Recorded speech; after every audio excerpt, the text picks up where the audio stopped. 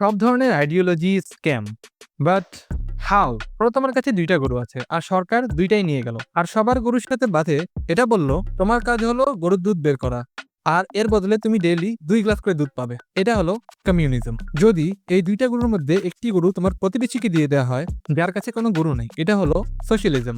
সবার কাছেই সমান থাকবে, কেউ কাজ করুক আর না করুক।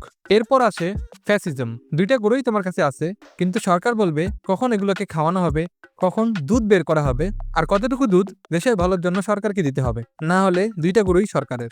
এখন ধরে নাও বাইরের দেশ থেকে আসা লোক তোমার ফার্ম দখল করলো আর বলল, আমরা তোমাকে আর গরুকে প্রোটেক্ট করব, কিন্তু এর বদলে অর্ধেক দুধ আমাদের। এটা হলো ইম্পিরিয়ালিজম।